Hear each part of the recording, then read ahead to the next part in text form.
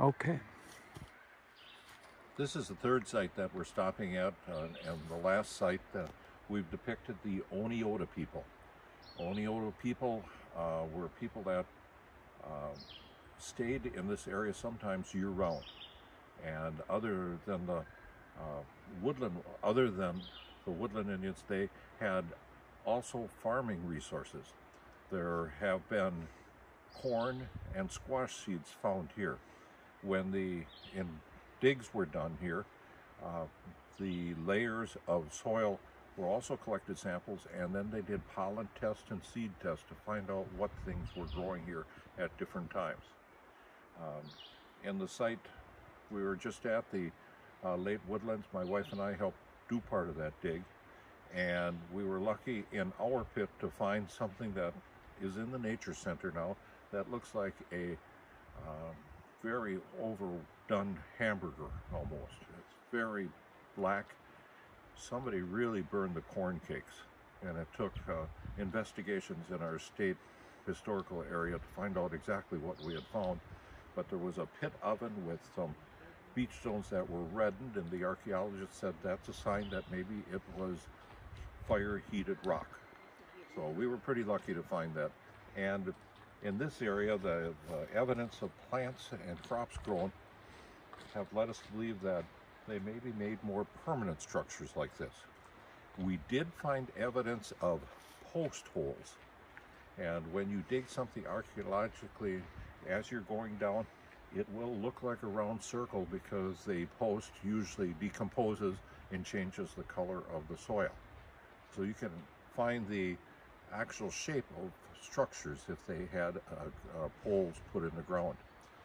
I built this one 25 years ago, and it's still holding up. The Native Americans would have probably used large pieces of elm bark, and up to probably about 50 years ago, when elms died, the bark would come off in big pieces. This particular bark is hemlock bark, which I substituted because, of course, we can't find big elms anymore, and it has a birch bark roof.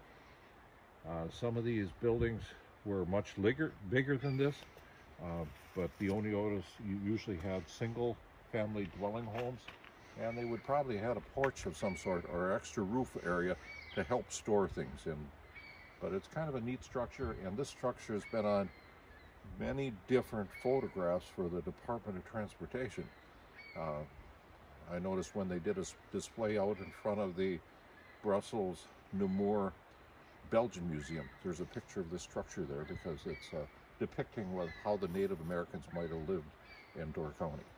So this is Oneota, named after a spot in New York where the Oneota Indians live.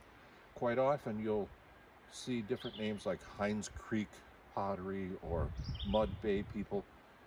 When they can identify the pottery or something else to show them it's a distinct group, it'll often be named after the place where that distinctive pottery was first found.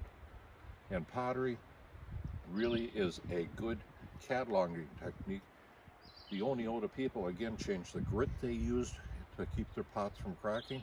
They also decorated their pots in many different ways, using sticks with pieces of cord wound around them to make a design on the pot. Sometimes the lip would be pitched differently by different groups or time periods too. So pottery is a really item that is easily kept buried in the soil that you can identify things from.